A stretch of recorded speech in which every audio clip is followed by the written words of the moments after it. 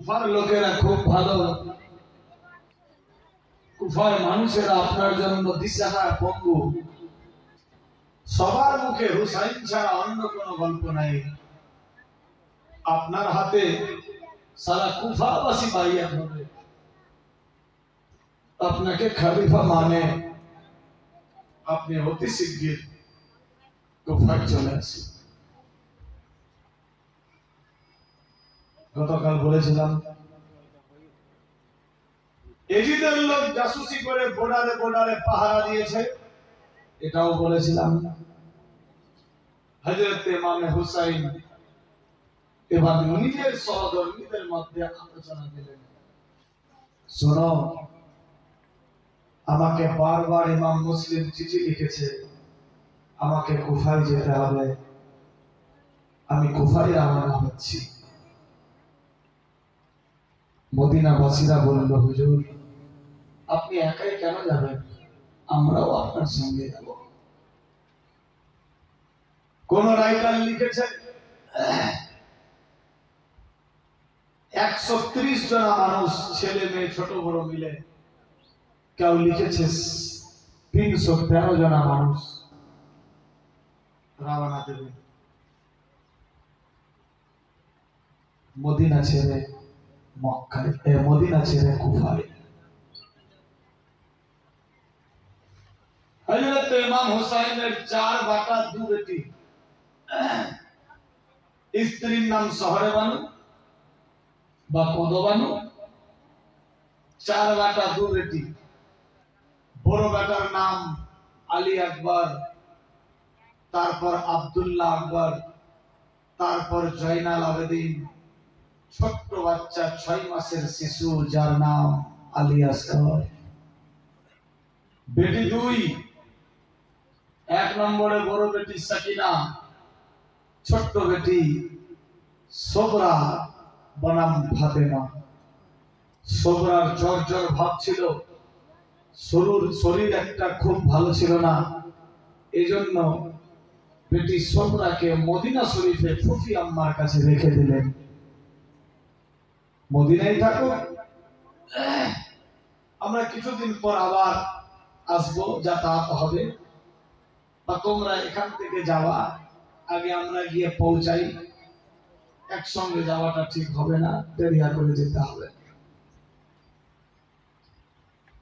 হযরত ইমাম হুসাইন নানার রওজা পাকে গেলেন। নানা, আর বুঝি দেখা হবে না নানা, এই মুহররমের 2 তারিখ কুফাবাসীরা চিঠি লিখেছে, আমি কুফায় যাচ্ছি নানা, মুহররমের চাঁদের 2 তারিখ। 150 খানা চিঠি দিয়া ওই কুফা ডাকে ধোখা দিয়া। 150 খানা চিঠি দিয়া কুফা ডাকে ধোখা দিয়া। আবার তারাই শহীদ করে গিয়া, আবার তারাই শহীদ করে গিয়া। এই তো কাফির কো চরণ নীলিয়া আকাশ আজ লাল হইল, যেন রক্তের বরণ। নীলিয়া আকাশ আজ লাল হইল, যেন রক্তের বরণ। এ জিহিদেরা ঘিরে ঘিরে ইমামের তীর মারে। জিহিদেরা ঘিরে ঘিরে ইমামের তীর মারে। ইমাম হুসেন কাতর সারে, ইমাম हुसैन का तोर सारे नाना के कारण सारा मिलिया कर अजलाल होइलो जनराक तेरे पार मिलिया कर अजलाल होइलो जनराक तेरे पार। इस हजरत इमाम हुसैन লোকজনদেরকে নিয়ে নানা রওজা পাকে সবাইকে বললেন, শোনো, 3 দিনের রাস্তা এই মদিনা থেকে শহরে কুফা। 3 দিনের জন্য তোমরা খাবার দাবার সঙ্গে নিয়ে নাও। কুফার লোকেরা তো খুব ভালো, চিঠি অনুযায়ী বোঝা যাচ্ছে আমরা যখন গিয়ে পৌঁছে যাব কুফায়, তাহলে তো টেনশন হবে না, সবকিছুর ইন্তজাম করা আছে। ওইদিকে যে হযরত ইমাম হোসেন মুসলিম শহীদ হয়ে গেছে, এই খবর কিন্তু ইমাম হোসেন জানেন না। যদি জানতেন তাহলে রাস্তা থেকে বের হয়ে যেত, জানেন না, খবর জানতেই দেয়নি। বাচ্চা দুইকে তো শহীদ করে দিল। এটা ছিপি বরাবর এই দেশ থেকে অপর দেশ খবর পৌঁছাতে দেয়নি। নামা খারাপ কাতারেরা, আল্লাহু আকবার। যদি বা ঘুরেই আসতো, যদি জেনেই তো তাহলে কারবালা হতো কিভাবে? আল্লাহ পাকের সব ইচ্ছা। বেরাদার, ইমাম হুসাইন নিজের দলবলকে নিয়ে 3 দিনের সামারি, আহার, আচার্য ইত্যাদি খাবার দাবার যা লাগে পোশাক আশাক নিয়ে সবাই ঘোড়ার উপরে রওনা হলেন। হযরত ইমাম হুসাইন যে ঘোড়াতে চলতো, সে ঘোড়াটার নাম ছিল দুলদুল। ঘোড়াকে দুলদুল বলা হয়। ঘোড়া কিন্তু ঘুমায় না, ঘোড়া জেগে থাকে। বেরাদার, এই দুলদুলে হযরত ইমাম হুসাইন সওয়ার হলেন। 3 দিনের রাস্তা, মুহররমের 2 তারিখ, সময় সাপেক্ষে সালাত আদায় করলেন। নামাজ পড়ে নানাকে সেলুট সালাম জানিয়ে কাফেলা নিয়ে হযরত ইমাম হুসাইন কুফার উদ্দেশ্যে রওনা দিয়ে দিলেন। আহারে, একদিন চলে, সারাদিন চলল। জোহরের সময় জোহরের নামাজ, আসরের সময় আসরের নামাজ, মাগরিব ইশার সময় সাপেক্ষে সালাত আদায় করছে। সালাত কিন্তু ছাড়ে না।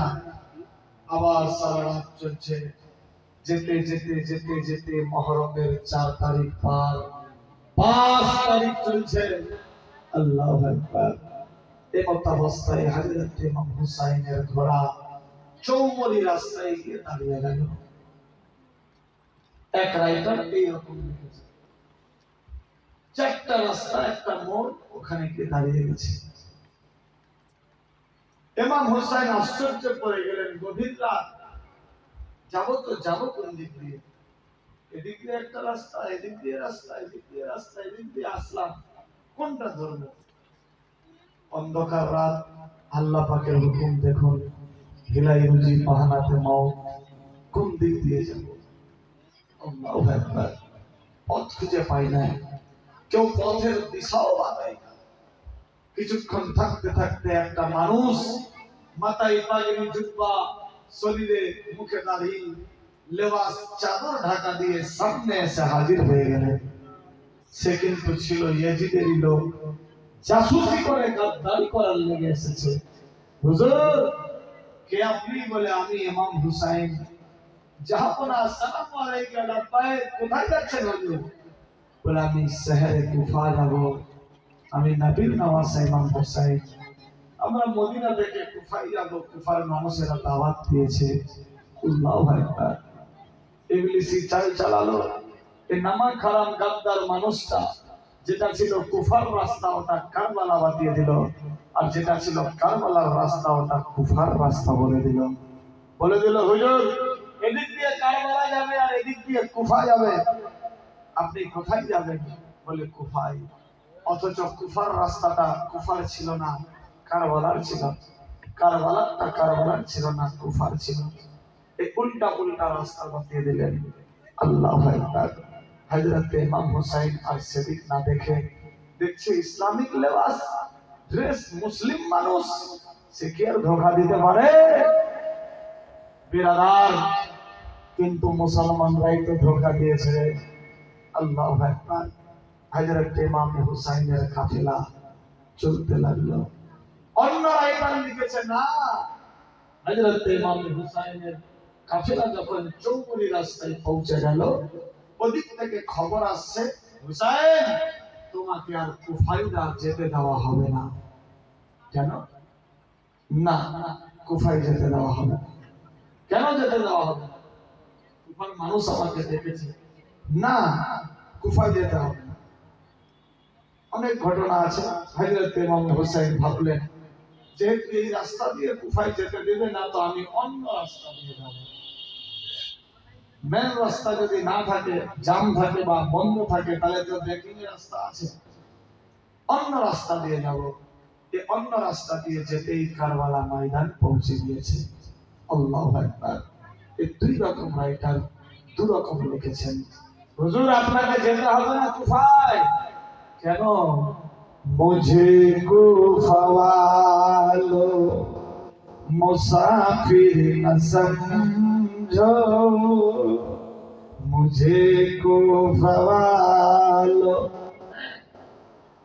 मुसाफिर न समझो, मैं आया नहीं हो बुलाया गया हो, बुलाया गया हो, मुझे कुफा वालो मुसाफिर न समझो, मैं आया नहीं हो बुलाया गया हो, बुलाया गया हो, कि मेहमान बना कर सताया गया हो, मैं रोया नहीं हूँ रुलाया गया हो, रुलाया गया हो, मुझे कुफा वालो। কুফার মানুষেরা কেন মানা করবে? আমি কি মুসাফির? আমাকে তো ওরা দাওয়াত দিয়ে ডেকেছে। না হুজুর আপনাকে যেতে হবে না।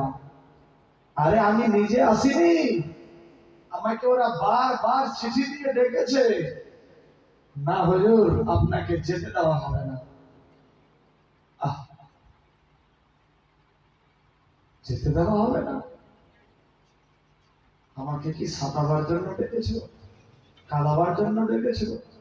না হুজুর জানি না। কুফার বাদশাহ জিয়াদের হুকুম, আপনাকে কুফায় প্রবেশ করতে দেওয়া হবে না। নবীর নওয়াসাকে ঘুরিয়ে দিলেন। হযরত ইমাম হুসাইন দলবল নিয়ে আগা বাড়তে লাগলো। এই বেলানা বন্ধুগণ, হযরত ইমাম হুসাইনের দুলদুল আগে আগে চলতে লাগলো।